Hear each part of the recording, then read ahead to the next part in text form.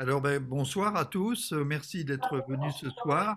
J'espère vous apporter quelques éléments nouveaux. Forcément, il y aura sans doute des redondances par rapport à des conférences précédentes ou des enseignements que vous avez pu suivre. Mais ce soir, en tout cas, je vous annonce tout de suite la couleur. J'aimerais vous faire découvrir deux livres qui viennent, un qui vient de sortir à peine un mois et qui s'appelle La Grande Mutation, hein, de Jean Stone.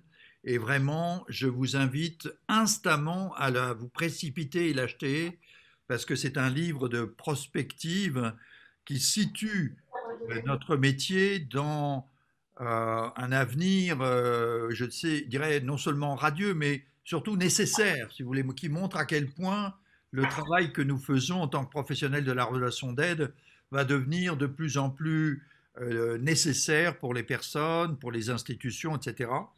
Et un autre livre que je découvre seulement récemment, et j'en presque avec honte, parce que en le lisant, je mesure à quel point il est fondamental. C'est une synthèse qui a été faite sur les travaux de Marcel Mauss, MAUS, et qui était un essai sur le don qui a été fait en 1925 et qui est vraiment à la base de tout lien social et de sa transposition non seulement dans une logique sociologique, mais dans une logique de la vie de l'entreprise. Oui. Alors je vais vous les commenter, et pour moi c'est assez nouveau, là il n'y aura pas trop de répétitions sur ces deux bouquins. Par contre, je reviendrai sur ce qui me paraît les fondamentaux du coaching et en quoi ces fondamentaux sont consubstantiels vraiment avec tous les métiers de la relation d'aide, métiers de la relation d'aide qui nous concernent tous, pas simplement les professionnels qui exercent dans le monde du travail, dans l'entreprise ou dans le domaine social, mais en fait, ce sont des fondamentaux qui concernent tout être humain, vous voyez. Alors, mon propos, c'est de développer un petit peu ça, de le resituer dans le cadre de référence, disons l'ADN de la formation que j'ai pu dispenser, mais aussi celle que j'ai reçue en tant que thérapeute, en tant que consultant, etc. Et puis de vous inviter à creuser ça aujourd'hui, de faire un peu comme disent les Américains, du deep diving, c'est-à-dire peut-être de témoigner, de questionner, que ce soit aussi un échange. Et c'est pour ça que je voulais ouvrir ce propos vers ce qui me paraît absolument nécessaire et qui rejoint la pensée de Jacques Attali sur l'histoire des modernités. Je vous en parlerai plus en détail. Si vous ne l'avez pas lu, c'est un livre très intéressant, l'histoire des modernités. J'avais déjà lu ça il y a plusieurs années, mais il est tout à fait pertinent de l'évoquer actuellement. Et justement, dans des enjeux, parmi les enjeux, quelle modernité voulons-nous? Eh bien, c'est clair que pour moi, en tant que professionnel de la relation d'aide, entre les différentes modernités qui s'entrechoquent actuellement, hein, je développerai ça, c'est vraiment l'altermodernité, c'est-à-dire une modernité qui privilégie la relation entre les êtres humains que nous sommes. Voilà. Alors, voilà un peu mon propos ce soir, mais avant de vous parler peut-être pendant une demi-heure, trois quarts d'heure, de vous partager un peu ce que j'ai rassemblé comme réflexion là-dessus, j'aimerais beaucoup vous proposer, comme je fais en général dans les conférences, que vous vous mettiez en mouvement. On parle d'énaction, je crois, hein, quand on fait appel à Varela. Et donc, pendant un quart d'heure, que vous mettiez par petits sous-groupes de deux et que alors, vous stimulez, vous parlez ce dont vous voulez, mais l'idée, c'est de vous chauffer un peu les neurones et puis de répondre à deux ou trois questions. La première, c'est en quoi le lien, pour moi, la notion de lien devient centrale dans ma vie ou pas, ou dans notre société. Une deuxième question qui est en quoi le coaching, parmi les relations d'aide, devient certainement un levier, un facilitateur, une façon de devenir plus professionnel, plus compétent en matière de lien. Et puis, troisième question, si vous avez des témoignages ou des questions à poser ou des informations à communiquer, voilà qu'on ait un temps au moins de trois quarts d'heure tout à l'heure d'échange entre nous. Voilà. Donc Vincent, il y a quelques questions qui émergent. Je vais en prendre deux ou trois et puis on a après une seconde séquence de questions après ton intervention. Il y en a une première qui est la suivante que je te lis. N'y a-t-il pas un paradoxe entre cette conscience actuelle de l'importance du lien et le développement plus irrationnel du digital et des réseaux sociaux?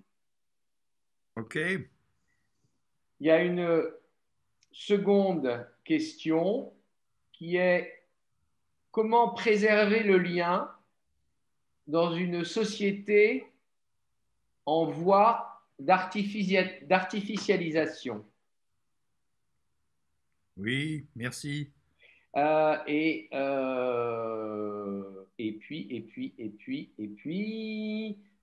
tant que question, après, il y a des choses que nous... Après, c'est plus des remarques. Oui, après, c'est plus des remarques et j'y reviendrai tout à l'heure. Voilà, on a évoqué l'importance des premiers liens entre l'enfant, sa mère, son père, qui va avoir des conséquences sur la capacité à créer des liens plus tard. Voilà, c'est une remarque, mais qui peut amener sur quelle est l'importance des liens qu'on a soi-même vécus sur les liens qu'on est capable de créer, si je le mettais sous forme de question. Oui, bon, ben, effectivement, c'est des très bonnes questions et qui sont très actuelles, enfin renforcées par ce qu'on vient de vivre depuis un an, etc. Alors, peut-être je ne vais pas partir directement là-dessus, mais euh, reprendre en quoi cette notion et ce problème ou cet enjeu du lien est-il central pour nous, notamment professionnels de ce métier, mais aussi finalement pour notre société. Alors, je voudrais juste parler de quel point de vue je me situe d'abord, parce que je suis quelqu'un qui est un peu hors, hors norme, disons, je n'ai pas un statut très académique, ni très business, et j'ai toujours vécu un peu en marge, quoi. Je suis plutôt dans une logique autodidacte, même si j'ai suivi des formations importantes, hein, mais j'ai toujours eu du mal à rentrer dans les tuyaux, rentrer dans les cadres, qu'ils soient scolaires, universitaires ou grande école et tout ça, où j'étais très malheureux. Et puis après, dans les autres cadres sociaux, j'ai toujours été un peu un marginal. Et curieusement, je me retrouve depuis pas mal d'années finalement, et notamment à travers par le coaching, paradoxalement souvent au cœur du cyclone, avec des enjeux à traiter, des personnes à accompagner. C'était pas dans le programme, c'était pas marqué dans l'histoire, je dirais dans une prédétermination évidente, mais par des rencontres, par des hasards. Est-ce le hasard, bien sûr, hein, notamment avec des dirigeants vraiment de top niveau. Depuis maintenant un peu plus de 10 ans, je suis senior advisor d'un des plus grands cabinets de stratégie. Donc ça m'a amené à rencontrer des dizaines et dizaines de partenaires dans le monde entier et qui traitent évidemment des problèmes souvent de haut niveau et des problèmes très concrets de business, de management, de stratégie, etc. Mais qui souvent ont un manque très fort de développement de leur capacité justement de lien. Vous voyez, alors tout le monde le vit d'une façon intuitive, avec plus ou moins de talent, bien sûr. Mais c'est un petit peu comme la musique. Tout le monde peut siffler ou chanter sous sa douche, mais devenir un musicien, ça suppose quand même une formation, un travail, ça suppose d'apprendre le solfège, ça suppose de prendre une distance et de théoriser sa pratique, si vous voulez. Moi, ça a été toujours mon souci de prendre cette distance-là. Et plus j'avance, plus je me trouve en face de gens qui exercent leur profession, et que ce soit des enseignants, que ce soit des médecins, des avocats, des dirigeants, évidemment, qui découvrent que ce à quoi ils ont été formés, ce au quoi ils ont été entraînés et menés par leur exercice, ben, ne suffit plus, quoi. Et c'est là où la présence et la compétence qu'offre le coaching, même si les personnes ne veulent pas devenir coach, introduire dans leur mindset une intériorisation des compétences et des fondamentaux du coaching devient tout à fait majeur. Récemment, il y a quelques mois, un dirigeant qui était un garçon de 55 ans, brillant, qui avait dirigé une belle ETI et qui avait été directeur financier, qui avait été patron de cette boîte-là, qu'il a revendu bien d'ailleurs. Bon, c'était quand même une affaire de plus de 400 millions d'euros, etc. Eh bien, avait fait la formation de coaching sans se déclarer coach, sans vouloir être coach. Et il m'a dit, ça a complètement modifié mon management et je pense que mon métier de dirigeant devrait être nourri de ça et j'aimerais lancer la formation en coaching. Vous voyez, bon, c'est des choses que je rencontre d'une façon assez récurrente et notamment actuellement avec deux grands patrons, l'un au Maroc et l'autre en France. Hein. Je peux le dire puisqu'il a témoigné publiquement, certains d'entre vous sont venus au congrès qu'on avait fait pour les 30 ans, le président de Michelin, bon, a compris que le coaching était quelque chose qui était stratégique. Ce n'était pas simplement pour aider une personne ou un bras cassé ou bien aider quelqu'un dans un développement simplement. Non, ça devenait stratégique s'il voulait créer les conditions du lien, justement, et d'une intelligence collective dans son organisation. Il fallait que les acteurs aient un accompagnement et un soutien personnalisé pour chacun d'entre eux pour que finalement il y ait du transverse, il y ait cette capacité de mettre des synapses entre tous les neurones de l'organisation, etc. Vous voyez. Donc on est en plein dans une forme de découverte assez récente de la place du coaching qui n'est pas simplement pour la satisfaction d'un besoin individuel, mais finalement d'un lien social. Vous voyez. Alors ça, je tiens quand même à le dire et en même temps à dire que mes propos ce soir viennent quand même disons, oui, une cinquantaine d'années d'expérience et de professionnalisme, et que je suis encore actuellement, malgré mon grand âge, extrêmement actif et sur le cheval. Je travaille même plus que quand j'avais 50 ans.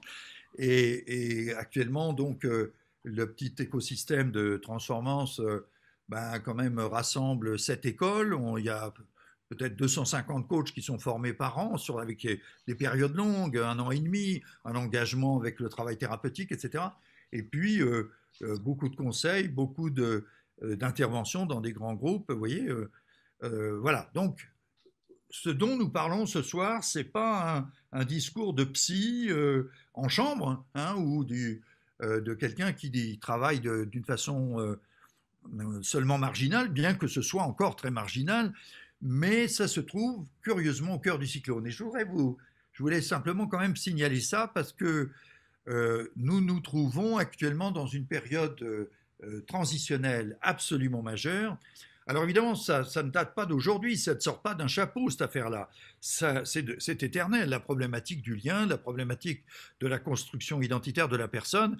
Même avant Socrate, ça existait, si vous voulez. Donc, je ne suis pas sûr qu'on ait fait beaucoup mieux depuis Socrate, d'ailleurs d'une certaine façon, mais nous sommes dans un courant historique récurrent, hein, tout simplement.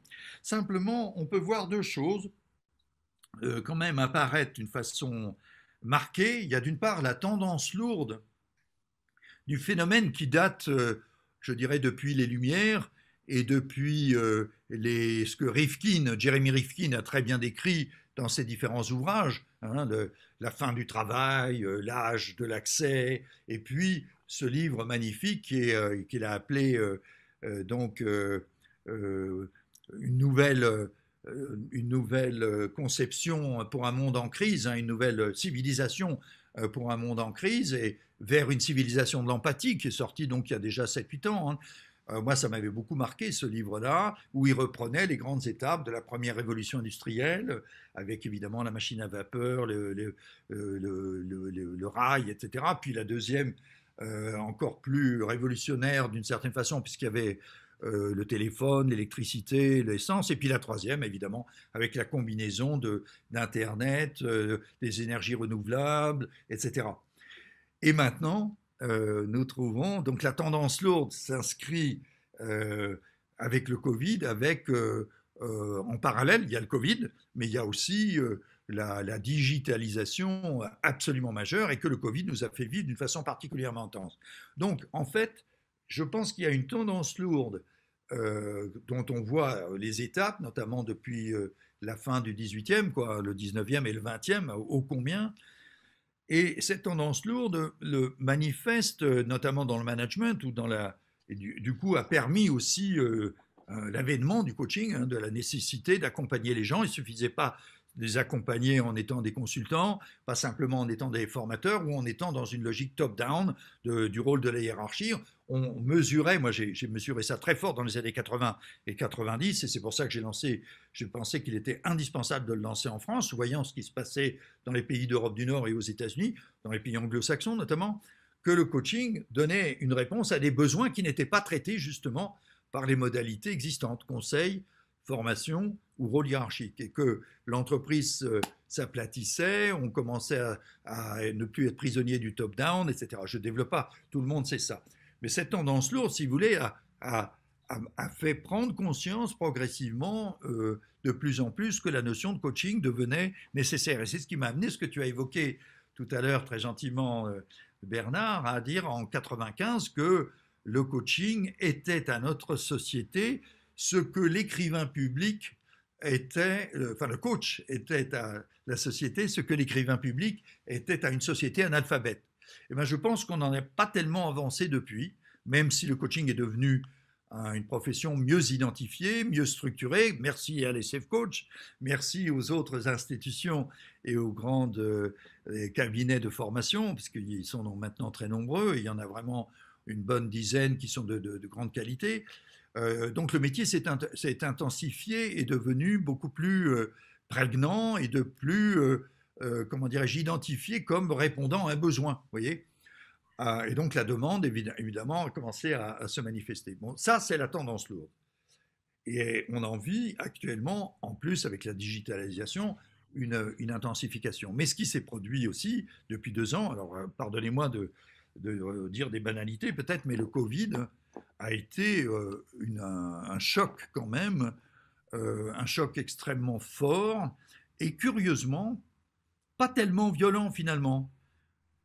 Et cependant, plus de la moitié de l'humanité a été concernée dans une forme d'arrêt d'activité ou de paralysie de l'activité, et concernée dans une dimension existentielle, parce que aucun d'entre nous n'a échappé à l'observation d'une proximité de la mort de proches, vous voyez, de difficultés vraiment très très dures par rapport aux personnes âgées, par rapport, etc., enfin, à une difficulté de communiquer, et du coup, c'est une interpellation qui est presque apocalyptique, enfin, qui a vraiment, et pourtant, qui n'a pas été payé le prix qu'on aurait payé avec une guerre nucléaire, ou, vous voyez, finalement, les dommages restent très forts, bien sûr, il y a plusieurs centaines de milliers de personnes qui sont décédées, si vous voulez, mais c'est peu de choses par rapport, je dirais, à l'interpellation qui s'est produite et qui fait que je pense que personne ne peut se considérer comme tout à fait indemne de ça. Voyez. Alors qu'est-ce que ça signifie et en quoi c'est un signe qui renforce cette problématique de la tendance lourde? Alors je pense que là on est très loin encore d'avoir tiré les leçons de l'événement. Je lisais récemment un article, je n'ai pas lu le livre de Klaus Schwab, qui est, comme vous le savez peut-être, Klaus Schwab, c'est le fondateur de Davos, hein, de ce forum annuel de Davos, et qui a écrit l'année dernière, je ne l'ai pas lu, j'ai découvert ça récemment, un livre remarquable qui s'appelle Covid-19, la grande réinitialisation, The Great Reset. Vous voyez. Et ce qu'il dit, alors c'est évident, il parle évidemment de 4e révolution industrielle, et il dit il s'agit d'une fusion des mondes physiques, numériques et biologiques, et que tout ce qui se vit là de cette révolution se couple avec la recherche sur le cerveau, les nanotechnologies, l'intelligence artificielle, la robotisation, etc. Et ceci va modifier complètement. C'est une révolution finalement anthropologique dont on est loin d'avoir tiré toutes les conséquences qui seront considérables, qui risquent de nous conduire à l'eugénisme, avec notamment l'élimination des génétiquement incorrects, l'édition du génome, la manipulation génétique en vue de l'enfant parfait, etc. Enfin bref, Vous voyez, tout cela, il me dit, il le dit d'ailleurs, dans un avenir proche, on verra des bébés sur mesure avec toute une série d'autres modifications de notre caractère humain, de la suppression des maladies génétiques, etc. etc. Bon, alors, il peut y avoir le pire, mais il peut y avoir aussi le meilleur. En tout cas, nous sommes en train de vivre une mutation très forte. Personnellement, il y a 2 ans, je n'imaginais pas pouvoir coacher en Zoom. J'avais fait bien sûr des visios, j'avais fait beaucoup de calls, même au niveau international. Depuis 10 ans, je vivais ça au moins 3-4 fois par mois, des calls avec les États-Unis, avec l'Australie, avec le Japon, ou la Chine, ou etc., avec des partenaires, vous voyez, qui étaient répartis. Parfois même, j'étais au milieu de la journée et j'étais avec des gens de Californie, donc avec 9 heures de différence. Il était pour eux 6 heures du matin, et en même temps avec des Japonais pour qui il était 8 heures du soir, quoi. Vous voyez, donc on vivait en termes d'espace et de temps une espèce d'éclatement de tout ça, quoi, tout à fait intéressante. Mais de là à ce qu'on soit vraiment obligé de le faire et qu'on ne puisse plus communiquer même avec sa famille ou avec ses proches sans passer par le Zoom, voilà, il y a 2 ans, je n'imaginais pas ça. Et maintenant, je vis d'une façon quotidienne des conférences en Zoom, des réunions en Zoom. J'ai animé il y a quelques semaines, quelques mois, des comités exécutifs du Maroc, top niveau, hein, vraiment. Et moi, j'étais à Paris, j'animais le séminaire. Enfin, je n'imaginais pas qu'on allait pouvoir faire ça d'une façon aussi courante maintenant. Donc, la vie est transformée, la vie aussi, l'intimité même de la personne. Et curieusement, elle est limitée parce que nous n'avons pas évidemment la qualité que permet l'intimité présentielle. Mais nous sommes, déjà ce soir, moi je suis dans mon salon en short, même si j'ai une tenue tout à fait correcte, je suis en short, et peut-être que vous êtes en pyjama ou dans votre chambre à coucher, etc. Vous voyez, on vit une forme d'intimité qu'on ne vivait pas avant. Enfin voilà, tout ça est quand même, il y a du côté positif, il y a du côté négatif, mais la place du télétravail n'existait évidemment pas à ce degré-là, alors que maintenant, il n'y aura pas un retour en arrière à 100%. La place du télétravail va certainement être entre 30, 40, voire 50% de la façon de fonctionner. Bon, voilà, je ne développe pas, vous voyez, ça me paraît très important. Alors, qu'est-ce que ça veut dire au niveau du lien?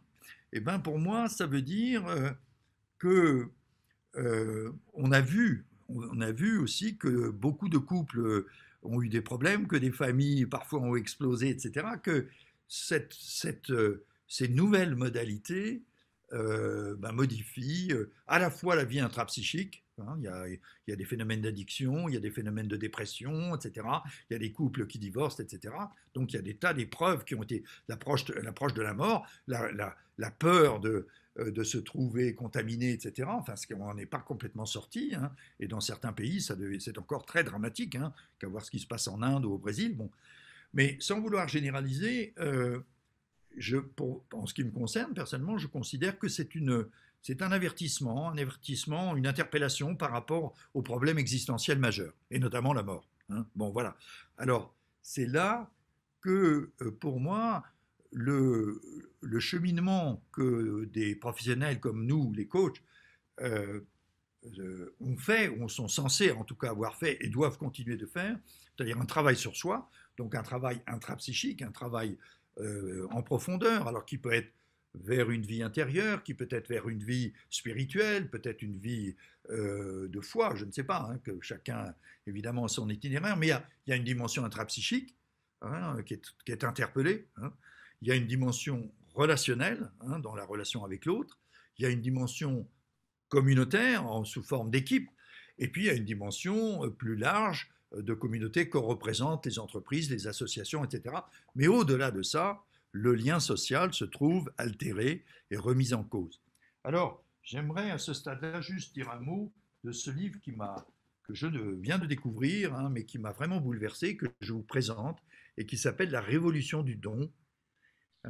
Peut-être vous pouvez le noter, éventuellement, ça vaut vraiment la peine. Je vous conseille de le lire urgemment.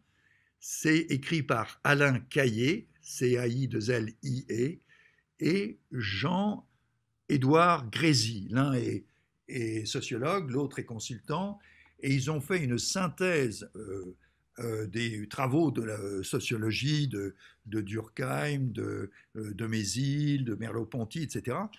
Et alors là, je vous livre le message que moi je n'avais pas perçu aussi fondamental, qui est que toutes les sociétés, et quand on parle de toutes les sociétés, c'est évidemment pas seulement les sociétés occidentales ou orientales, mais même les sociétés qu'on pourrait dire les plus primitives, se sont constituées et ont survécu à partir de la notion du don et d'une trilogie du don que l'on peut résumer d'une façon très très simple, qui est la combinaison de donner, de recevoir et de rendre.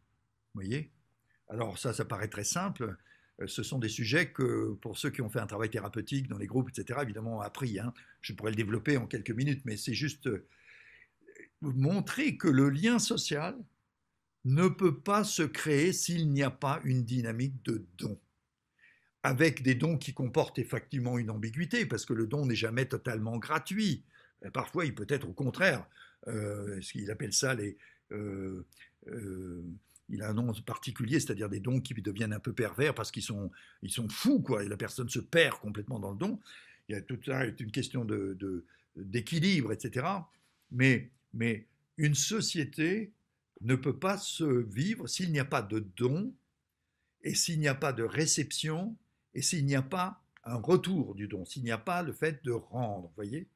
Alors il rajoute dans la réflexion le fait qu'il faut accéder à la demande, hein, ensuite pour faire que l'autre donne, ensuite recevoir, et ensuite rendre. Bon, donc si vous voulez, il y a une dynamique. Alors là, je fais tout de suite la transposition dans l'entreprise, parce que le monde de l'entreprise est évidemment extrêmement centré sur l'objectification, sur la création de valeur matérielle, hein, bien sûr, et avec ce qui est apparu finalement assez tard, hein, c'est apparu seulement à la fin du XVIIIe, hein, ce qu'on a appelé vraiment l'homo economicus, hein, si vous voulez. Bon.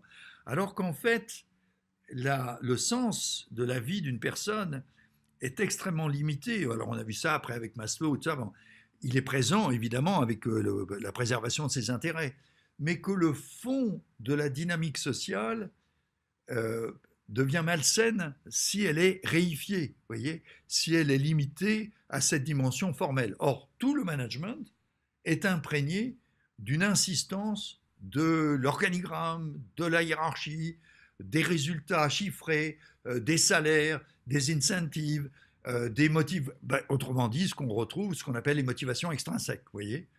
Or, la dynamique d'une entreprise, voire même sa survie, dépend en fait de motivations qui sont intrinsèques, du fait que les personnes donnent du sens à leur travail, que les personnes aient envie d'appartenir, aient envie d'être reconnues, aient envie de se développer, etc.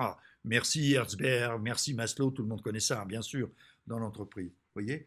Et tout notre travail, nous, de coach, se situe justement sur le développement de l'informel, de la dynamique immatérielle, voyez. Alors, on est souvent ramené à la réalité objective des éléments matériels, des biens matériels, des produits matériels, des résultats chiffrés. Ce qui ne se chiffre pas n'existe pas. Combien de fois on entend ce type de discours?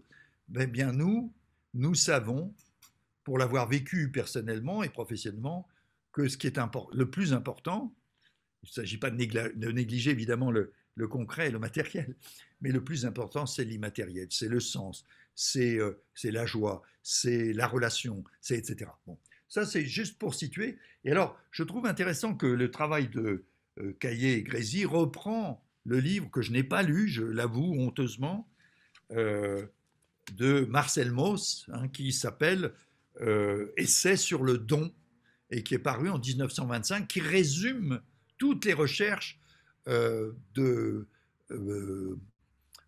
toutes les recherches anthropologiques et sociologiques, et qui en fait une synthèse admirable, et il montre dans ce petit livre à quel point tout ce que nous avons développé depuis était inscrit dans cet essai sur le don. Vous voyez. Alors ça, je trouve ça tout à fait intéressant, parce que je voudrais juste illustrer, si vous voulez, que dans notre travail de thérapeute ou de coach, ben, évidemment, nous entraînons et nous entraînons nos clients à vivre ce que Schutz appelle l'inclusion. Hein. Bon, voilà, c'est fondamental. Apprennent à vivre le contrôle, c'est-à-dire l'organiser, le leadership et les valeurs. Et plus encore, notamment dans le monde de l'entreprise, le management suprême tel que le définit Schutz, c'est la capacité d'ouverture. Hein, c'est pas la qualité du chef, c'est pas la vision parfaite, c'est pas l'absence de conflit, c'est pas l'uniformité, c'est le fait que les équipes peuvent vivre l'ouverture. Hein. Et c'est quoi l'ouverture selon Schutz? Eh bien, c'est de créer des conditions de protection où on va ne pas être enfermé dans le Friendly Avoidance Syndrome, dans le syndrome de l'évitement amical, qui est quand même 70% des réunions dans lesquelles ça se passe. Voyez. Et donc, comment un manager, eh bien, ce sera sans doute avec l'aide d'un coach, quelqu'un qui facilite les processus, etc., et qui va créer l'ensemble des 3 P, les protections, les permissions, pour que l'énergie se libère, et du coup que l'on vive l'ouverture. Et quelle est la définition de l'ouverture? Eh bien, c'est un espace où les acteurs vont pouvoir dire leurs peurs et leurs besoins. Bon, je ne développe pas, mais vous voyez à quel point le travail sur le lien devient absolument central.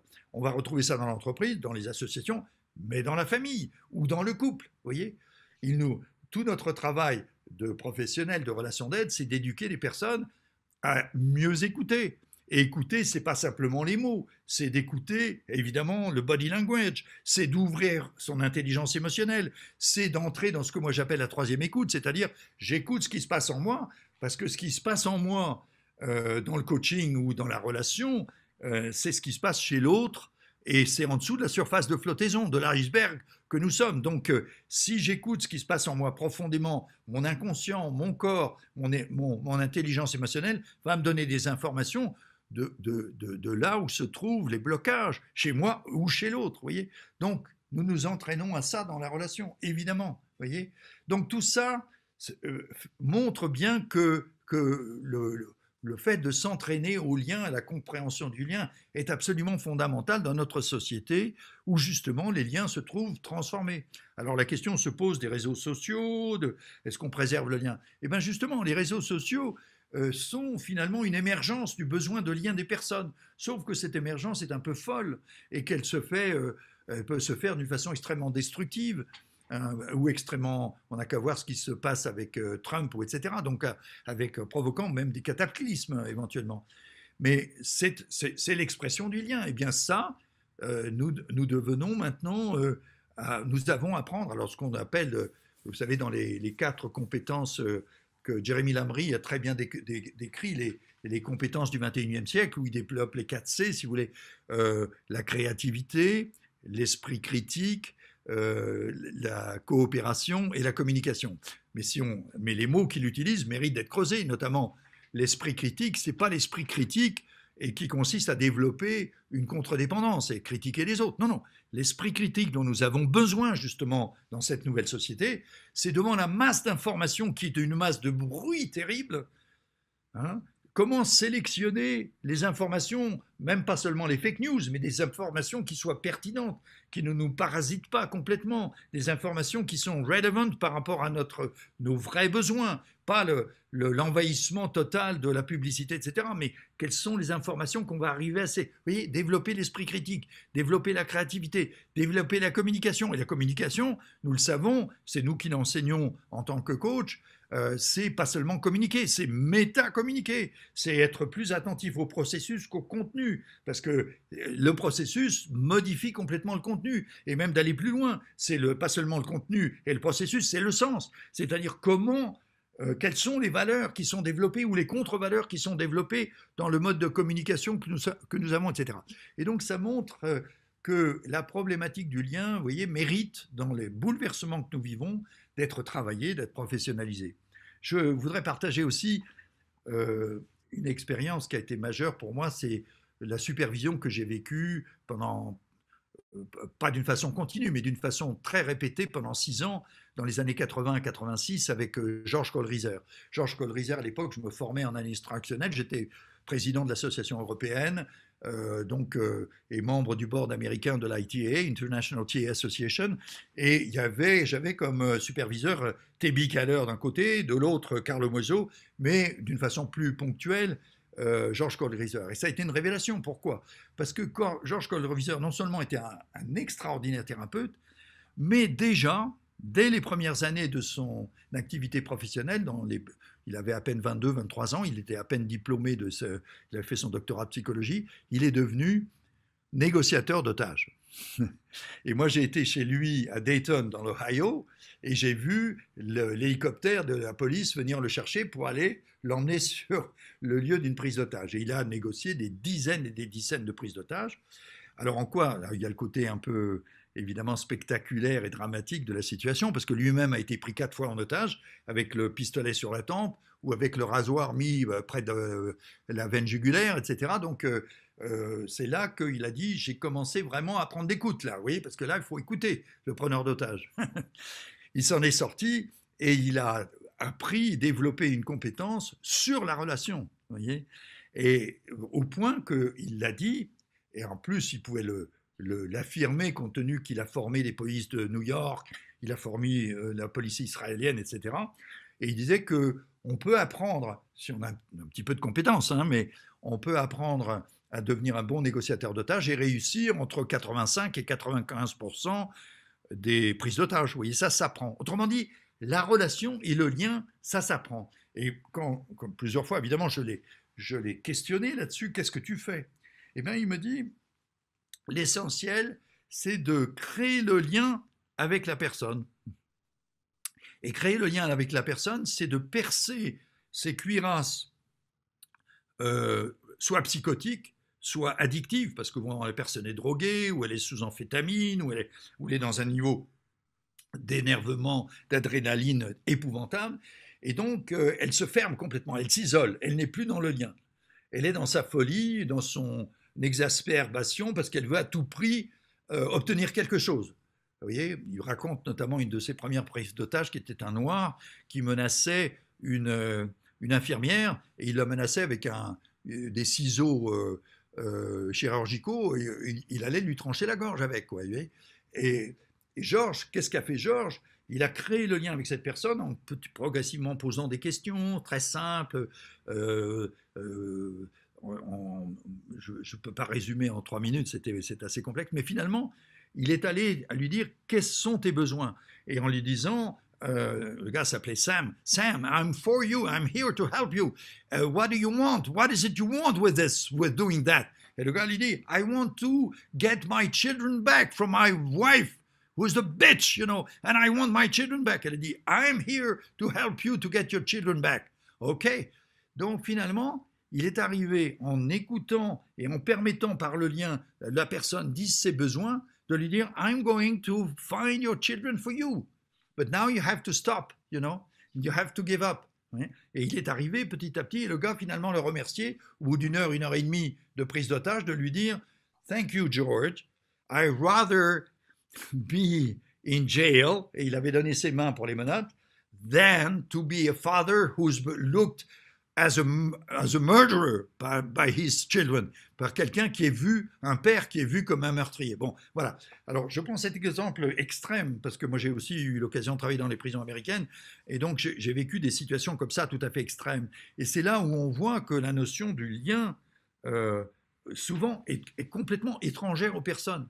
Vous voyez, dans les prisons américaines, ce qui m'a le plus frappé, c'est qu'à la différence des lieux thérapeutiques européens ou américains, c'est qu'on ne travaille pas tellement sur les émotions.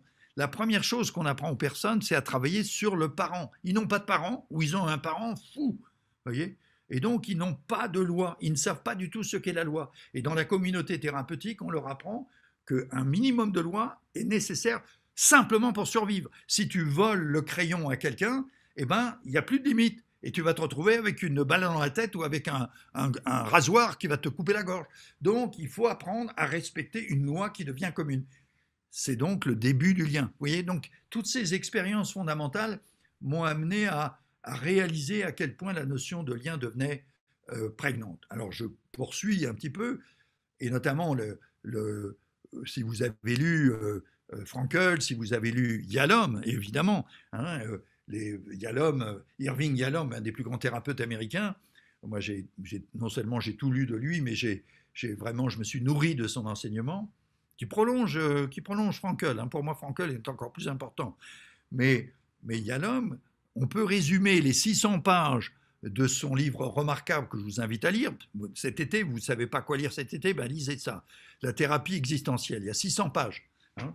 Mais quelle merveille que cet auteur et que ce livre, ben, finalement, qu'est-ce qui résume? C'est un des plus grands thérapeutes, il est encore vivant. Il est à Parkinson maintenant, il est venu il y a 3 ou 4 ans en France.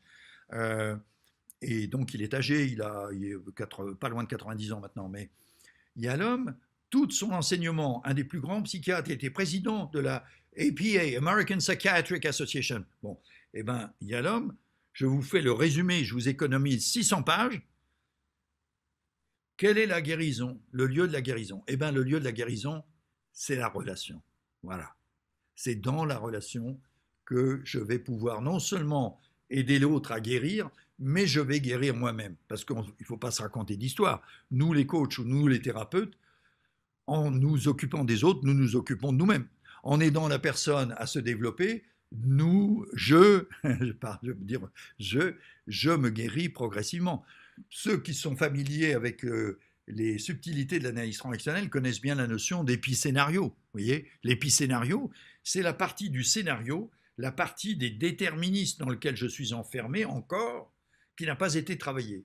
Et comme par hasard, c'est pas en aidant des personnes sur ces points-là que je vais découvrir mon épicénario. En aidant la personne à guérir, à traiter une fragilité, à traiter une pathologie, je vais traiter mes pathologies, mes fragilités. Et il y a des institutions qui sont basées justement sur le lien. Hein, je ne sais pas si vous y avez réfléchi, mais moi ça fait 20 ans que j'ai bien compris ça, que par exemple les alcooliques anonymes, la guérison est basée sur le lien. Un alcoolique s'occupe d'un alcoolique qui est plus alcoolique que lui. Et bien du coup, il va mieux, vous voyez ? Et c'est cet accompagnement et c'est ce lien qui va créer une communauté où la personne se reconnaît responsable de sa maladie, au lieu de dire « ben non, j'y peux rien, c'est comme ça, je suis né comme ça, c'est la société ». Non, le premier travail que fait l'alcoolique dans une communauté d'alcooliques anonymes, c'est de dire « je suis malade et je suis un alcoolique ». Voilà. Et donc, c'est moi qui ai le choix, c'est moi qui ai la décision de ça. Et donc, si j'ai la décision, eh ben, je peux redécider. Vous voyez ? Et c'est la même chose avec les Weight Watchers. Vous voyez ? Les gros, eh ben, ils s'occupent d'un plus gros et puis ils vont devenir moins gros. Ben voilà, toute l'institution est basée là-dessus. Alors, si on extrapole au reste de la société, les mamans, sans s'occupant de leurs enfants, grandissent et guérissent. Vous voyez ?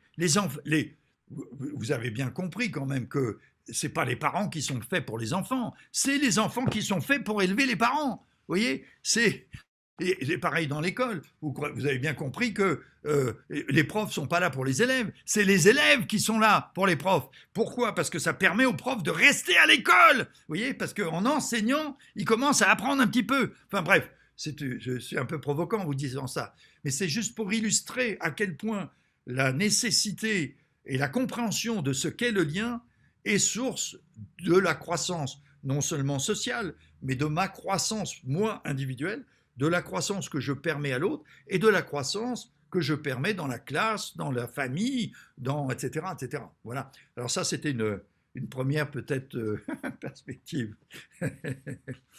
Bon, j'ai encore 5 minutes un petit peu pour développer ce thème, mais si on partirait pour toute la soirée, donc mais je voudrais m'arrêter pour qu'on ait un temps de réflexion et de questions-réponses.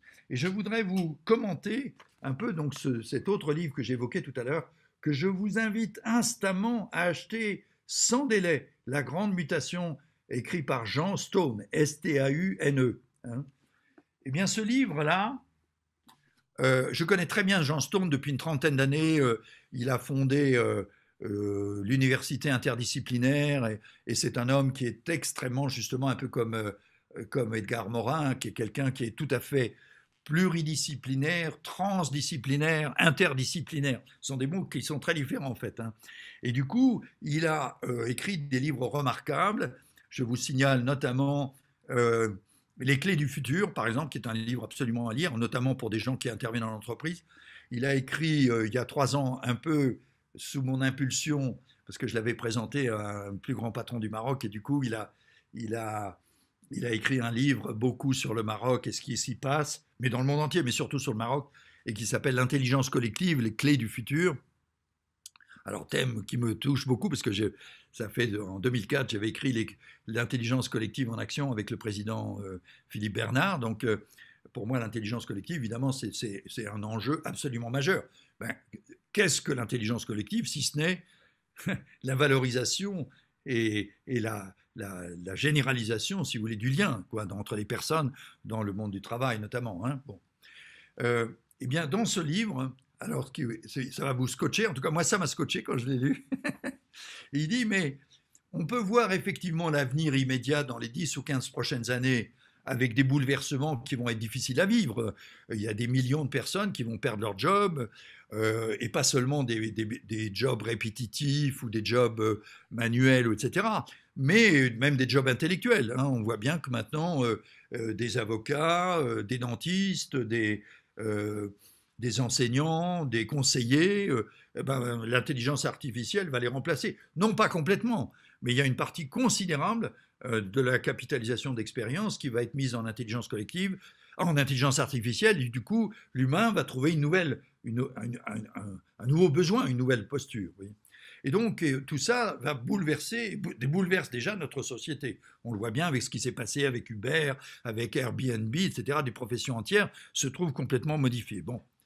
Mais ce qu'il dit, alors c'est là où ça vaut le coup de lire le bouquin, parce qu'il donne des dizaines d'exemples que je ne connaissais pas, c'est que dans 30 à 50 ans, eh bien, le cancer probablement sera devenu une maladie bénigne, que plus personne ne sera sur une petite chaise roulante, que nous pourrons changer nos organes de nos membres, mais aussi nos organes internes, presque à volonté, voyez, que de ce fait, évidemment, on pourra aller sur l'homme augmenté, etc. Mais ça, je parlerai après du transhumanisme. Que probablement nous aurons su explorer les planètes, que peut-être des centaines de milliers de personnes vivront sur la Lune ou sur Mars. C'est tout à fait possible. Et quand il dit ça, ce n'est pas du tout incantatoire. Il a interrogé plus d'une vingtaine de prix Nobel depuis 20 ans, etc. Donc c'est étayé par des exemples, par des débuts, etc. L'économie circulaire va faire que la problématique des déchets va être complètement modifiée. Faire que l'énergie, dont on voit déjà avec les énergies renouvelables, mais elle va devenir généralisée, ce qui fait que l'énergie a toutes les chances de devenir infiniment disponible. Vous voyez, que la richesse on va pouvoir probablement exploiter les astéroïdes qui comportent des ressources minières de métaux rares, de métaux précieux, qui, dit-il, par extrapolation, permettrait de mettre à chaque être humain plusieurs milliards, l'équivalent de plusieurs milliards d'euros. Donc, si vous voulez, l'avenir l'avenir à terme est potentiellement extraordinairement abondant. Ce sera une société d'abondance, c'est tout à fait possible, à condition évidemment qu'on ne sabote pas la planète et qu'on ne sabote pas les étapes intermédiaires qu'il faut absolument ménager. Et la lecture de tout ça, je trouve, ça donne quand même beaucoup plus d'optimisme, indépendamment des questions spirituelles ou religieuses, évidemment, qui quand même aussi peuvent donner du sens à notre avenir. Moi, personnellement, je suis chrétien, je regarde le monde à partir de mon expérience de praticien, de relation d'aide, à partir de mon expérience limitée, mais d'un peu de philosophe et de chercheur, mais aussi à partir de ma foi personnelle. Hein. Moi, je me vide dans l'eschatologie, mais je ne vais pas rentrer là-dedans. Bon, pour le moment. Mais c'est vrai que mon rapport au temps est modifié par la dimension transcendante que je vois dans l'immanence. Bon, hein, je parlerai un petit peu j'aimerais parler de Frankl, mais peut-être plutôt en réponse à des questions. Enfin bref, si vous voulez, nous sommes à un carrefour de diverses modernités. Et là, je vais juste, en quelques minutes, faire référence à Jacques Attali, qui a écrit ce livre admirable, à mon avis, bref, donc c'est pas 300 pages, il y a 150 pages à peine, sur Histoire de la modernité. Et là, je voudrais juste évoquer, je ne peux pas résumer le livre en 2 minutes, mais évoquer qu'en fait, il présente 6 ou 7 modernités différentes. Il dit, nous avons encore la queue de la comète de la modernité, qu'on pourrait dire, issue des Lumières, si vous voulez, hein, avec cette croyance en la raison, en la science, et ça a débouché sur le positivisme, bien sûr, merci Descartes, etc., et ça a débouché sur le positivisme d'Auguste Comte et une certaine représentation de la science. Alors ça rejoint Hartmut Rosa, si vous avez lu Hartmut Rosa qui parle beaucoup de la résonance et de la modernité tardive. On a encore dans les queues de cette modernité et notre mode de pensée est encore conditionné par ça, comme si la raison résolvait tout, quoi. Alors depuis, on a bien vu que tout ça nous a mené à des crises du sens épouvantables, à des totalitarismes épouvantables, à des massacres épouvantables. Il n'y a qu'à évoquer les 2 grandes guerres mondiale du XXe siècle et surtout, pire que tout, les catastrophes que représentent les totalitarismes du nazisme, du stalinisme, du fascisme, la Shoah, etc. Enfin, donc, voilà où nous a mené la modernité, si vous voulez. Hein, une impasse absolument totale. Et du coup, est née vers la fin du 19e et 20e ce qu'on appelle la postmodernité, c'est-à-dire une contestation de cette modernité et de ses prétendues valeurs où la raison était suprême, etc. Mais dans cette modernité dans laquelle on est un peu enfermé, qui est une position rebelle, on se trouve au carrefour d'autres modernités. Dont quelle modernité? Évidemment, maintenant, l'hypermodernité, avec le transhumanisme au bout, avec tout ce que ça peut donner comme richesse, hein, le fait que l'on puisse guérir toutes les maladies, transformer les organes, etc., les remplacer. Hein. Il cite même l'exemple qui n'est pas très lointain, où des joueurs de football se couperont les jambes et auront une dizaine de jambes différentes suivant le type de match qu'ils veulent avoir. Ou les femmes se couperont les jambes pour avoir soit des jambes pour des talons hauts, soit pour des jambes pour la mini-jupe, soit, enfin, vous voyez, tout un beau programme. Hein, bon. Donc, il y a tout un tas de possibles qui peuvent s'ouvrir d'une façon positive, mais en même temps qui peuvent être absolument catastrophiques. L'eugénisme, l'euthanasie, enfin, etc., etc. Le fait que l'on... Enfin, bon, je ne développe pas, vous voyez bien l'hypermodernité.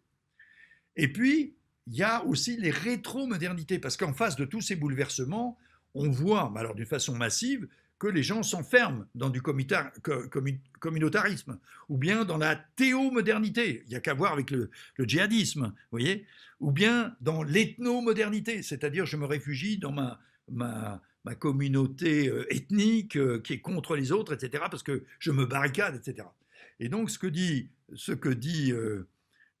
Attali, il dit que probablement la sortie de tout ça, et c'est là où moi je me retrouve très profondément, c'est l'altermodernité, c'est-à-dire une modernité qui soit basée sur la prise en compte de la valeur de l'être humain et de sa capacité relationnelle, voyez, et de créer des communautés humaines où on va pouvoir vivre une solidarité, une générosité partagée, justement ce que dit Mauss, c'est-à-dire le fait de donner, de recevoir, de rendre, etc. Tout ça mérite de très gros développement. Et donc, en fait, on est en train, et c'est là, je pense, où notre métier de coach, qui est complètement marqué et imprégné par un travail thérapeutique, hein, fondamentalement. Quand je dis thérapeutique, c'est au sens large. Au sens de moi, ce que j'appelle la thérapie, c'est, pardonnez-moi de revenir avec un peu de jargon, mais c'est du DRCR, c'est-à-dire c'est de la déconstruction. Je dois sortir de mon enfermement culturel, sexuel, familial, professionnel, etc., et de ma petite enfance, dans laquelle je me suis constitué un scénario. Comment déconstruire?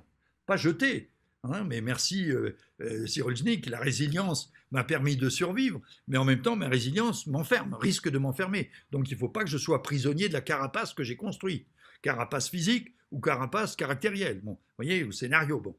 Déconstruire, pour déconstruire. Puis après, quand on déconstruit, c'est ce qu'on vit dans le travail de coaching ou de la thérapie, on va découvrir des fragilités, on va découvrir des failles, des blessures, etc. Hein. Rappelez-vous la phrase de Lacan, hein, qui a été très marquante pour moi, c'est son frère bénédictin, Marc-François Lacan, qui me l'avait cité et commenté, et cette phrase magnifique, « L'être naît de la faille que produit l'étant de se dire ».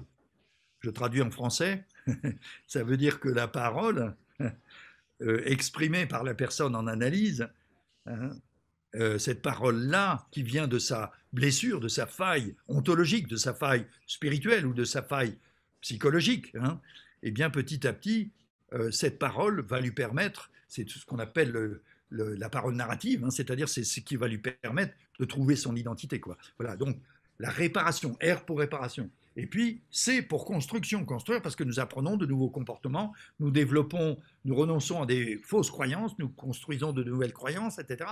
Et puis ayant fait ça, il va falloir reconfigurer en permanence. Donc D, déconstruire, R, réparer, C, construire, et R pour reconfigurer.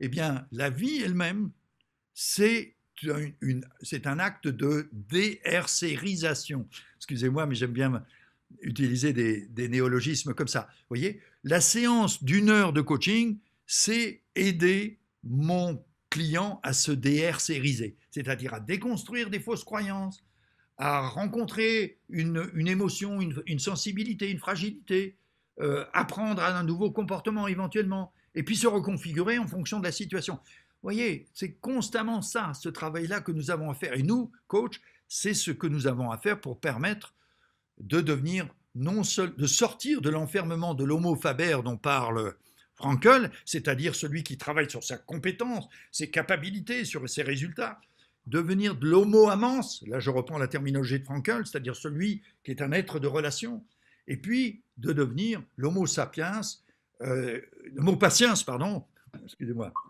j'ai l'inconscient, quand je parle comme ça, j'ai l'inconscient ciel ouvert. L'homo patiens, c'est-à-dire celui qui est prêt à s'investir dans un projet, dans du sens, dans le bien commun, etc. Vous voyez, et nous sommes tous là, nous sommes tous là. Et donc, évidemment, ça passe par la prise en compte du lien. Et je pense que c'est ça qui nous rend des acteurs, contributeurs de cette nouvelle modernité qu'on peut appeler l'altermodernité. Voilà, je m'arrête là, j'aurais aimé beaucoup d'autres. Mais bon, c'est bien, je crois que le temps est bien de venir à des questions, des réactions, des témoignages, etc. À vous de jouer. Merci, Vincent pour cette intervention voilà, tellement riche de repères, d'ouverture que je vais laisser au fur et à mesure des personnes poser des questions parce que les questions peuvent vraiment aller dans beaucoup d'endroits différents. Peut-être certaines viseront à te demander de préciser certaines choses que tu nous as présentées de façon très très rapide. Alors pour ceux qui les connaissent, c'est passionnant. Pour ceux qui pour ceux qui les découvrent, peut-être que ça va demander des questions complémentaires. Est-ce que je peux demander à un iPhone de Frédéric de couper son son pour l'instant? Merci. Tu permets pas seulement des questions, aussi des réactions, des partages, des témoignages. Tu vois, moi, je suis là plus pour recevoir que pour donner. Tu vois ce que je veux dire? Alors, une qui était au tout début une première qui était au tout début de ton intervention, Vincent, c'est qu'est-ce que tu penses de l'observation de situations quand même de violence ordinaire très surprenantes et inhabituelles dans la société, mais même dans le monde du travail, depuis tout au cours de cette période ou depuis cette période qu'on vit. Quel rapport est-ce que tu vois un rapport entre ces explosions, ces expressions de violence parfois très très bizarres, enfin étonnantes, par rapport à cette période et par rapport à notre problématique du lien? Alors, pour moi, non, il n'y a rien de nouveau sous le soleil. Ça prend peut-être des formes différentes. Ce qui se passe surtout, c'est que la moindre chose devient immédiatement présente dans les médias, à la télévision, dans les réseaux sociaux. Et il suffit que, alors évidemment c'est très grave, mais il suffit qu'il y ait le décès d'une personne dans un endroit pour que toute la nation et les télévisions en parlent en boucle pendant des heures, alors que il y a 20 ans ou il y a 50 ans, ça n'apparaissait peut-être même pas dans un journal, quoi. Donc, je pense que je ne crois pas qu'il y ait plus de violence maintenant qu'avant. Je pense au contraire. Quelqu'un comme Michel Serres l'a très bien développé dans un de son livre, je ne me rappelle plus le titre de son livre, en disant que nous avions maintenant 50% de chances de moins d'être tués par rapport à l'Empire romain, si vous voulez. Donc, je veux dire, l'insécurité dans la ville, l'insécurité dans le pays n'a absolument rien à voir avec encore ce que c'était au siècle dernier. Donc, parler de violence, bien sûr, il y a des violences. Simplement, elles apparaissent d'une façon beaucoup plus fortement perçue qu'avant. Ça, c'est sûr. Voilà ce que je dirais.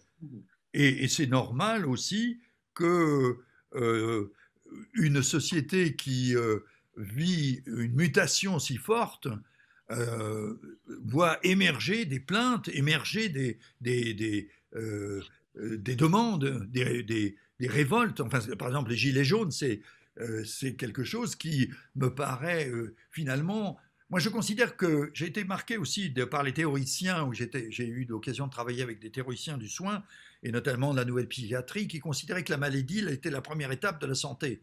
Et donc, le cri du malade, si je puis dire, ben, c'est un signe de santé, tu vois. Donc, pour moi, les gilets jaunes, évidemment, ça a créé des tas de problèmes, il y a eu de la souffrance, etc.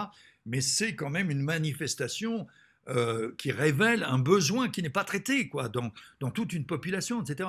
Alors, est-ce qu'on va parler de violence? Bien sûr, des fois, ils sont allés faire des bêtises sur l'Arc de Triomphe, etc. Mais c'est rien du tout par rapport aux violences qu'on a connues dans le XXe siècle, quoi. Donc, je ne souscris pas à cette lecture dans les mêmes termes, en tout cas. Voilà. Ok.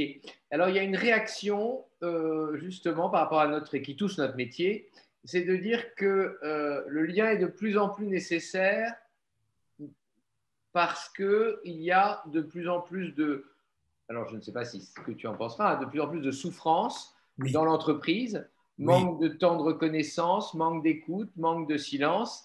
Et donc, face à tout ça, l'idée que le client, il peut trouver cela en coaching, se sentir essentiel, se reconnecter à ce qui est important pour lui, etc. Alors oui, là, il y a beaucoup à dire, mais je vais essayer d'être quand même assez bref. Je pense que là encore, il n'y a rien de nouveau. Et la souffrance qu'il y avait, si tu veux, dans le monde ouvrier, par exemple, jusqu'au Front populaire, l'obtention enfin des droits sociaux qu'ont représenté les vacances, les allocations familiales, etc., etc. Bon, ça, je veux dire, on n'en a même pas idée, quoi, tu vois, ou les souffrances qu'on a vécues pendant la période, pendant la guerre ou dans les années qui ont suivi juste la guerre, etc. Mais effectivement, notre nouvelle société a généré plusieurs types de pathologies. Et maintenant, la prise en compte de ce qu'on appelle les risques psychosociaux, notamment après ce qui s'est passé d'une façon très spectaculaire à France Télécom, hein, c'est les suicides, etc. Enfin, tout ce qui se manifeste dans les risques psychosociaux n'apparaissait pas vraiment dans le passé, même s'il y avait de l'alcoolisme, etc., bien sûr. Hein. Donc, il y a encore une fois une prise de conscience et une pathologie qui vient de deux choses, principalement. La première, c'est ce que dénoncent de nombreuses personnes, mais qui est l'effondrement des valeurs traditionnelles, de la famille, de la santé, de l'État, de l'armée, de l'éducation nationale, etc. Un effondrement de l'autorité du père, etc. Enfin, ça, je ne suis pas polémique en disant ça, c'est un fait. Moi, j'ai été très marqué des ouvrages des psychanalystes comme Marcel Mallmann sur l'homme sans gravité, c'est-à-dire cette idée que actuellement, eh ben, avec les réseaux sociaux, avec disons la démission finalement beaucoup des valeurs parentales, etc., l'explosion des familles, etc. Bon, ben, je vais citer un exemple alors vécu très, très fort par un de mes collègues et amis depuis 50 ans. J'étais étroitement lié à un des plus grands thérapeutes français qui s'appelle Jean-Michel Fourcade. On était HEC ensemble et après lui, il a foncé dans la thérapie. Et pendant 5 ans, on a été co-directeur du CDPH et lui-même avait développé ça. Et il me disait, alors lui, il était pure player, il était thérapeute et didacticien. Alors que moi, je n'étais qu'à temps partiel, parce que je faisais du coaching, je faisais d'autres choses en entreprise aussi. Mais j'étais très proche de lui jusqu'à sa mort, malheureusement, l'année dernière, et très touché par ça. Ce qu'il me disait depuis une dizaine d'années, il me disait, Vincent, je n'ai plus les mêmes clients qu'avant. Ah bon? Oui, avant, j'avais des bons névrosés. Maintenant, les clients que j'ai, ils ne sont même plus au stade du névrosé. Ce sont des états limites, ce sont des borderline, ce sont des personnes qui n'ont même pas constitué un surmoi. Ils sont emportés par les vagues, ils ils sont emportés ils sont hypnotisés par la télévision, les réseaux sociaux, la nouvelle mode, etc. Il n'y a plus de quilles dans le bateau. Ils sont la proie de la dernière mode, ils sont du contemporain, etc. Et du coup, mon travail est de les aider à se reconstituer, d'intérioriser ou de se constituer une figure parentale, c'est-à-dire un rapport à la loi, un rapport à la liberté, c'est bien, mais il y a aussi il n'y a pas seulement les droits, il y a les devoirs, etc. Enfin bon, ça c'est une pathologie qu'on le voit quand même se développer d'une façon très préoccupante. Mais il y a encore, ou plutôt, une autre pathologie. Alors là, je renvoie évidemment à Viktor Frankl, qui a été admirable dès les années 20, les débuts des années 30, en face de la pathologie sociale qu'il voyait se développer, qu'il a amené au début des années 30, à la suite de la crise de 29, à Vienne, à s'occuper des suicides extrêmement généralisés chez les chômeurs et les étudiants, et du coup à développer, après avoir été freudien puis adlérien, à dire que non, intuitivement, il sentait bien que la motivation profonde de l'homme, c'était pas seulement le plaisir, le principe de plaisir, évidemment c'est présent, hein, évidemment la libido, on ne peut pas l'effacer, l'oublier, l'inconscient, et que du coup il s'est séparé de Freud, alors, dont il avait été proche, avec qui il avait beaucoup échangé, etc. Puis c'était Adler, la volonté de pouvoir, c'est-à-dire l'enfant qui est en infériorité vis-à-vis des figures parentales, il a besoin d'être reconnu, de se constituer, donc d'acquérir du pouvoir. Ça, non, c'est une motivation très importante, mais ce n'est pas la plus importante. La plus importante est le besoin de sens. Et du coup, il a développé les prémices de la logothérapie qui, pendant une dizaine d'années, l'a amené à guérir vraiment, à sortir des catégories entières d'étudiants et de chômeurs et d'échapper au suicide, avec des résultats spectaculaires, à travers cette approche de la logothérapie, et qui fait que quand lui a été emmené dans les camps de concentration et qu'il a survécu, a validé en plus que l'épreuve difficilement indépassable du camp de concentration était un lieu où on pouvait trouver du sens. Et donc la conquête du sens pour toute personne était la motivation la plus importante. Et du coup, ce qu'il a découvert en tant que grand psychiatre qu'il était, je dis il était parce qu'il est mort en 97, hélas, que la pathologie de notre société, qui était une pathologie extrêmement répandue sur ces personnes qu'il rencontrait, la perte de sens de la vie, eh bien, devenait une pathologie sociale. Et il appelait ça la dépression noogène.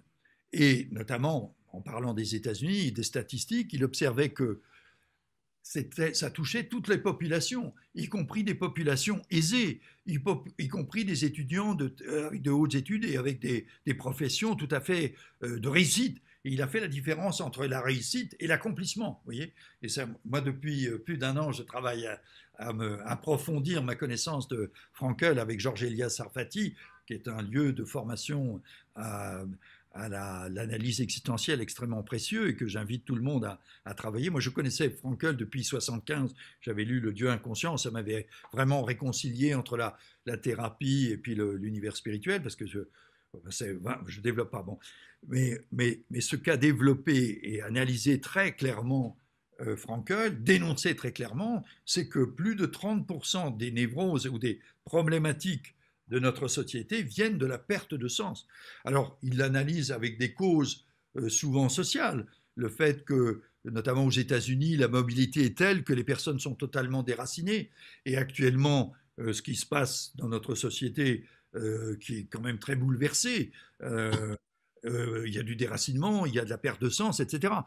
Mais ça veut dire que effectivement, notre société génère une pathologie particulière voilà, pour laquelle je viens d'évoquer quelques causes. Quoi.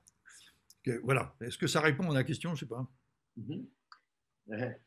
Merci, ça donne beaucoup d'éléments, mais j'allais justement poser une question par rapport à Frankl, c'est-à-dire est-ce que tu penses que comment on lit Stone à Frankl, c'est-à-dire est-ce que par rapport à cette mutation, Frankl, tu considères que c'est une réponse essentielle? C'est une réponse essentielle, et je vais dire en quoi, en tout cas pour moi. Hein. C'est une réponse essentielle parce que Frankl formalise ce que moi j'ai vécu dans mon parcours de ma propre thérapie et dans mon parcours de thérapeute et de formateur de thérapeute. J'ai formé plusieurs centaines de thérapeutes, je ne parle pas des milliers de coachs que j'ai formés, mais de thérapeutes. Pour moi, dans une conférence précédente, je l'évoquais, disons, mon identité et mon identité professionnelle est le résultat de 3 fils, d'une corde, si tu veux, faite de 3 fils. Un chemin spirituel, un chemin psychothérapeutique et un chemin qui est traversé la sociologie de l'entreprise, disons, et qui est fait des 3. Et j'ai découvert par mon éducation que, évidemment, ayant été éduqué dans une famille assez traditionnaliste, catho, etc., que les valeurs qui étaient développées, pour lesquelles je me suis rebellé, etc., mais qui m'ont donné un fond que je ne renie pas et pour lequel je remercie enfin, d'avoir reçu ça, même s'il y a eu un encombrement assez lourd. Il a fallu quelques années pour me dégager de ça. Bon. Mais il y a une dimension du sens, etc. Bon. Après, j'ai découvert, après avoir passé 2 ans, un peu comme mes frères et sœurs, j'avais deux frères et sœurs religieux et religieuses, j'avais une vocation spirituelle que j'ai vécue dans un monastère bénédictin pendant 2 ans, et puis dans une recherche auprès d'un maître indien pendant 1 an, donc je pensais devenir peut-être sannyasi en Inde, etc. Donc j'ai vraiment cherché. Et en fait, il y a un autre fil qui était la psychologie, que quelque part déjà dans mon adolescence était un sujet qui m'attirait beaucoup. Mais le travail que j'ai fait en thérapie a comporté une dimension psychanalytique, une dimension de psychologie humaniste, et surtout une grande découverte de la dimension corporelle par la bioénergie. Fourcade, qui était un ami, un thérapeute, m'a fait découvrir le travail bioénergétique, et là j'ai découvert à quel point le corps, si vous voulez, était aussi une de mes dimensions fondamentales, mais que même par le yoga, je ne l'avais pas vraiment exprimé. Je l'avais exprimé comme un lieu de pacification, de respiration, d'émotion et de méditation, mais pas un lieu où était engrammée toute mon histoire, toute ma petite enfance, toutes les blessures que j'avais pu vivre et qui pouvaient être l'occasion d'une libération. On appelle ça le travail néo-reichien, le travail, j'ai appelé ça les bioscénarios, etc. Bon, le travail en piscine d'eau chaude qui a été une libération extraordinaire, de faire ce travail régressif sur l'armure corporelle, etc. Et donc, avec Frankl, j'ai retrouvé une formulation qu'il a empruntée à Scheller, qui est ce qu'il appelle l'ontologie dimensionnelle. C'est-à-dire que l'être humain n'est pas seulement psychosomatique. Il n'est pas simplement d'un psychisme et d'un soma et d'un corps. Moi, dans les années 70, 80, dans les années 80, avec Fourcade, on militait pour réconcilier les psychanalystes avec le travail de la bio. Par exemple, on a fait des congrès faisant venir des psychanalystes, etc. Donc, on était encore beaucoup dans la notion psychosomatique. Mais pour moi, je rejoins profondément et je remercie Frankl de toute son élaboration, de sa formalisation, emprunté pour une très large part à Scheller, de dire que l'être humain, il est pneuma-psychosomatique, il est esprit, et que ce qui nous différencie justement des animaux, que nous sommes aussi des animaux. Les animaux ont un psychisme, ont un corps, ils ont des émotions, etc. Mais nous, qu'est-ce qu'on a? On a un organe spirituel. Alors Frankl appelle ça la noésis, alors on dira l'esprit, c'est-à-dire cet organe qui est un organe, tout être humain, qu'il soit chrétien ou religieux, athée, agnostique, etc., tout être humain a cet organe spirituel qui lui permet d'avoir conscience des choses. L'animal n'a pas conscience de la mort. Nous avons conscience que nous sommes mortels. Et en plus de ça, nous avons la capacité de prendre une distance et de donner un sens à ça. Voilà. Et ça, cette faculté, cet organe spirituel que nomme Frankl, la noésis, tout être humain là. Et tout être humain est composé de ces 3 choses. Il a une image formidable que je cite dans la préface que j'avais faite de son livre sur nos raisons de vivre. Il y a un livre magnifique qui s'appelle Nos raisons de vivre. Il y a une dizaine de livres de Frankl qu'il faut lire, mais il y en a un qui est très accessible et qui est une bonne synthèse. Et Duno, l'éditeur, m'avait demandé d'en faire la préface, on était très honorés.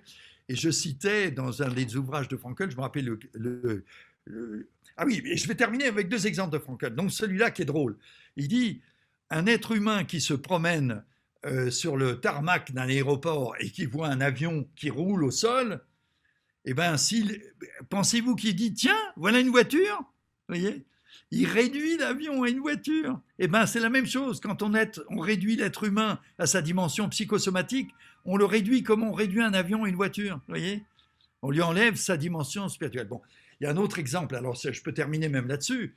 Cet exemple magnifique également dans ce bouquin, dans cette préface, je me rappelle maintenant, ça me revient maintenant, où Frankl, le grand psychiatre, chef de clinique, grand conférencier, il a eu des prix dans le monde entier, il était docteur honoris causa un peu partout, et il raconte cette histoire que, assurant une garde en tant que psychiatre la nuit dans son hôpital, une femme l'appelle à 3 heures du matin et le gardien lui passe le message et cette femme menace de se suicider.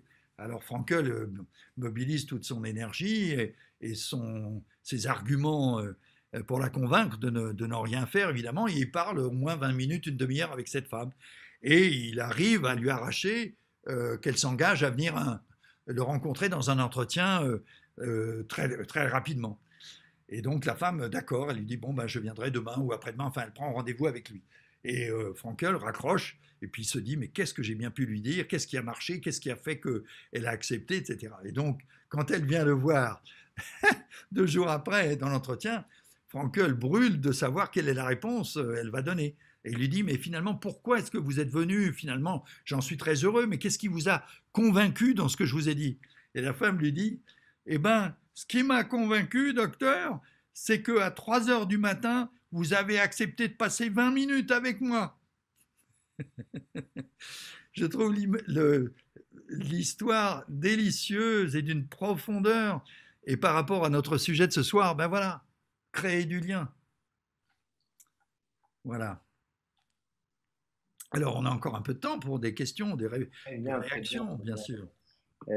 Oui. Ce que tu viens de raconter comme histoire fait écho à un souvenir de François Delibéré dans sa conférence qui sera bientôt en replay et qui parlait de ses conversations avec les amis de 3 heures du matin. Ben voilà, oui. Voilà. Et il n'y en avait pas beaucoup, les amis de 3 heures du matin. Eh bien, figure-toi, si je fais une petite apport de nouveau, ça m'a beaucoup marqué l'enseignement de Georges Kohlreiser, qui était vraiment un grand homme, qui est toujours, hein, il est toujours vivant. J'ai eu l'occasion, il y a 2 ans, de co-animer avec lui à Genève un séminaire. On s'est tombé dans les bras l'un de l'autre 15 ans après. Et il avait développé, justement, à partir de son doctorat qu'il a fait sur Bowlby, hein, donc l'attachement, bien évidemment, c'est le cœur de la problématique du lien. Et il avait développé cette notion de réseau social. Il nous avait fait dans un séminaire, on avait travaillé là-dessus, j'avais travaillé là-dessus, et il disait que pour tout être humain, pour qu'il reste sain, et ça y est, qu'il reste sain, il lui faisait 3 niveaux de réseau social. Il lui fallait avoir entre 15 et 25 personnes avec qui il était en lien, même à distance. Ça pouvait représenter les 25 cartes postales ou les 25 cartes de vœux que vous envoyez chaque année. Vous ne voyez pas les gens forcément régulièrement, mais chaque année, vous êtes en lien et vous leur donnez des vœux ou ils vous donnent des vœux. Ça fait un groupe d'environ 20-25. Plus rapproché, il faut un groupe d'environ une dizaine de personnes avec qui on a une relation, sinon quotidienne, mais au moins dans la semaine, on les voit, on se téléphone, etc. Et puis il faut un cercle encore plus restreint de 2 ou 3 personnes que l'on peut appeler à 2 heures du matin. Tu vois? Si on n'a pas ces 3 niveaux, il y a un problème. Vous voyez, on est dans le masque, on est dans une relation mondaine, alors on va dans les cocktails, n'importe quoi, etc. Mais on n'a pas ce degré d'intimité, on a besoin de ça. J'ai trouvé ça très intéressant comme métaphore de la problématique du lien. Tout à fait. Peut-être encore, parce que tu as cité Kohlreiser, et est-ce que dans le livre qu'il a écrit, il y a dans la notion entre le care et le dare, hein, ah, merci. Est-ce qu'il n'y a pas quelque chose à trouver qui est intéressant pour nous sur le lien? Mais évidemment. Alors, il a écrit plusieurs livres, hein, dont les deux plus connus et qui ont été traduits en français, c'est l'un qui est Négociation sensible, dans lequel il transpose pour la première fois toute son expérience pas de preneur d'otage, de négociation de preneur d'otage avec le leadership, hein. Et moi, je suis allé j'ai pas fait toute la semaine malheureusement, mais à Lausanne, il enseignait le leadership jusqu'à récemment. Je ne sais pas encore s'il enseigne cette année.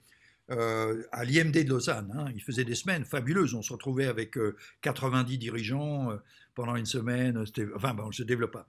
Donc il a appliqué ça au leadership. Et le dernier livre que je connais de lui, c'est justement, merci Bernard, c'est sans doute à ce livre que tu fais allusion, il l'a appelé Care to Dare. Et c'est une care, donc prenez soin, to dare, pour challenger, pour oser, quoi, hein. Et il montre justement dans son application de leadership, très intéressante, qu'on peut utiliser évidemment dans le coaching, c'est que si je ne m'occupe que de care, c'est-à-dire si je suis dans une relation bisounours avec la personne, quand je dis ça c'est négatif, non, mais une relation affectueuse, etc., c'est bien, mais la personne ne va pas forcément se développer. Et si je suis dans une relation notamment pour le leadership challenging, je pousse les gens, je les bouscule, etc., je leur donne des challenges, c'est formidable. Mais s'il n'y a pas la protection, s'il n'y a pas le care, ça ne marchera pas, la personne sera dans la peur, voyez. Et donc, l'idée, c'est vraiment de créer l'équilibre entre les deux. Et on retrouve ça également dans l'éducation vis-à-vis des enfants. Care, puis en même temps, un peu de challenge, hein. Bon, maintenant, c'est tout à fait discutable puisque maintenant on crée. Alors, si vous lisez Jean Stone, hein, vous verrez des exemples, hein, auxquels j'ai pu participer, notamment au Maroc, hein, d'écoles où il n'y a plus du tout de professeurs, où il n'y a plus de diplôme, où il n'y a même plus d'examen, ni rien du tout, oui. Comme l'école 42, génial, etc. Donc attention. Mais voilà, Colorizer, c'était vraiment care to dare. Oui, tout à fait. Merci Vincent. Est-ce qu'on a le temps pour une dernière question avant que tu nous joues un petit peu de trompette ou pas?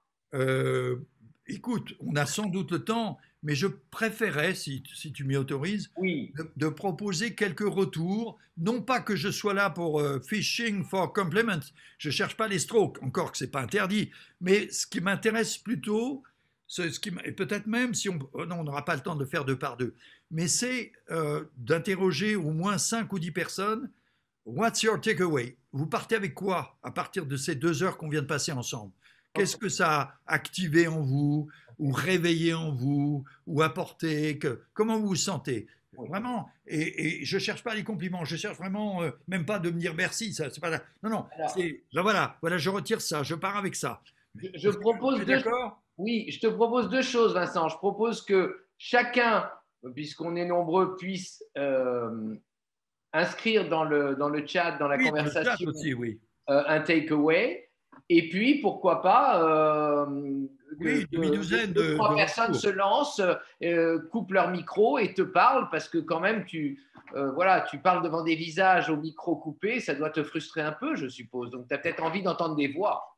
Oh, comme tu vas au-devant de mes désirs les plus secrets. Mais l'idée, c'était assez bref, tu vois, Alors oui. en moins de 30 secondes, quoi. Alors, est-ce que, voilà, qui veut couper son micro et Non, donner pas le un... couper, le brancher. Branchez le micro. Brancher son micro, pardon. Il n'y a pas que moi qui fais des lapsus. Voilà. Alors, Catherine? Oui, une question très simple, sans doute un peu compliquée, mais demain, qu'est-ce qu'il faut que nous osions, Vincent, Eh que bien, nous n'osons pas aujourd'hui en tant que coach? oui. Eh bien, écoute, je vais répondre d'une façon un petit peu dure, pardonne-moi, mais je pense que ce soir, tu as de quoi non seulement piocher dans ce qui a été dit, mais surtout de ce qui s'est passé en toi pour formuler ta réponse. Je te fais confiance. Merci, Vincent. C'est moins l'échange avec moi, question-réponse, que quelques feedbacks, quoi. Ouais, ouais. Un autre micro à ouvrir qui est partant.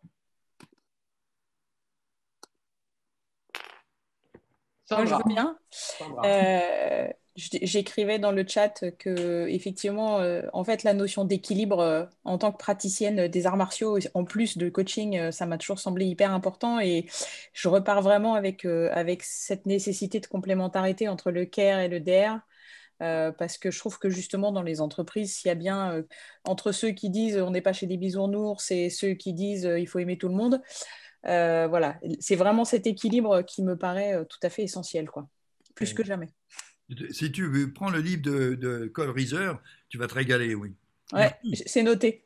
D'autres feedbacks?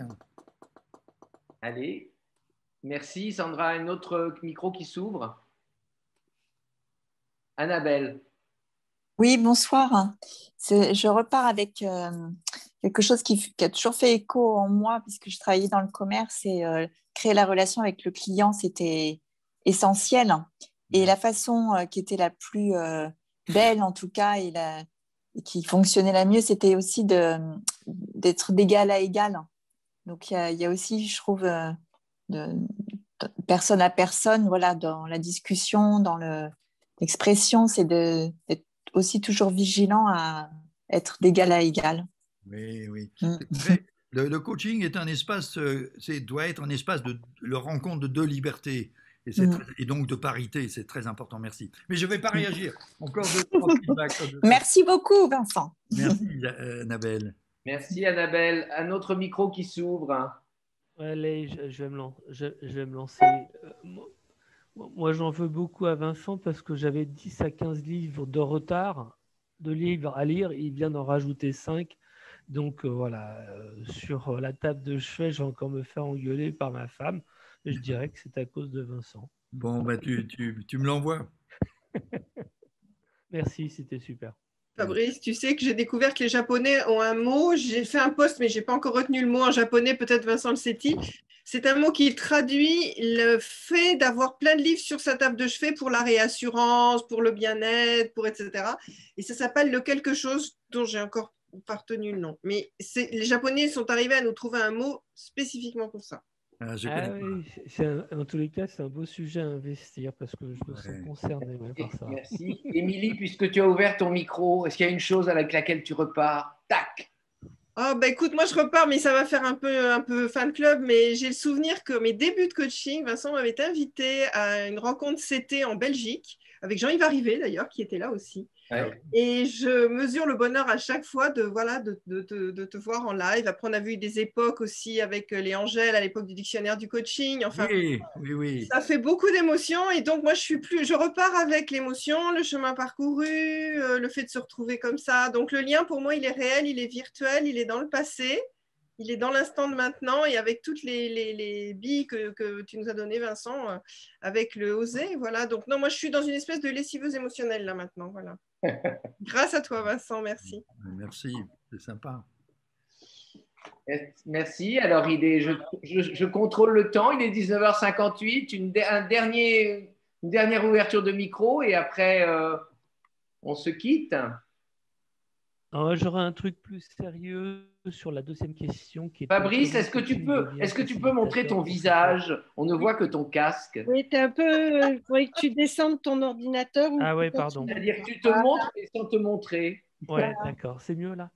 Voilà. Oui, sur la deuxième question, sur comment le coaching peut devenir facilitateur de la professionnalisation du lien, j'étais très touché ce matin par un bilan intermédiaire d'un coaching où une personne que j'accompagnais a pu parler d'elle à son patron.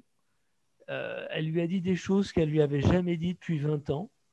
Et à la fin de son point, le patron s'est tourné vers l'assistance, il y avait la DRH, on était 4, et il a juste fait « Waouh !» Et tu vois, donc quand Vincent a posé la question tout à l'heure, la question 2, tout de suite, ça a mis en écho, tu vois, cette séance de ce matin qui était très belle. Et je crois que voilà, j'ai compris ça, qu'effectivement, j'ai compris ça aujourd'hui en plus, si tu veux, dans le boulot qu'est le nôtre, de devenir effectivement un élément facilitateur et professionnel. Voilà, cet aspect de professionnalisation dans la qualité du lien qu'on arrive à faire émerger et à tisser au-delà de la résolution effectivement des problématiques, des objectifs. Mais il y a ça derrière. Et quand on arrive à produire ça, ouais, je crois que c'est vraiment super. Merci de ce partage, ouais, c'est magnifique. Oui. Merci Fabrice.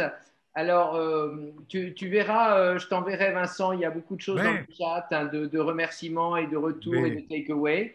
Ce que je propose, c'est qu'il est 20h, on se quitte. Oui. Et puis Vincent et José, on reste quelques minutes ensemble, juste. Et tu termines en musique?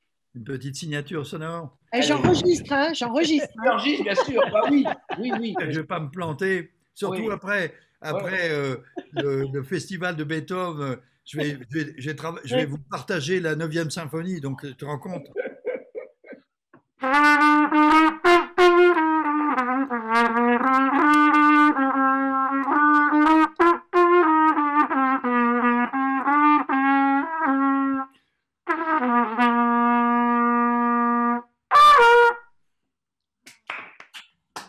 Merci Vincent. Merci José. Merci d'être venu ce soir. Merci. Bonne soirée. Et on reste ensemble 3 minutes, c'est ça? Oui, on reste ensemble tous les 3, oui. Merci Vincent, c'était bon super. Retour. Salut Alain. Salut, merci beaucoup. Merci beaucoup. J'enregistre jusqu'au bout, jusqu'à la dernière goutte. Merci, c'est sympa. Au revoir.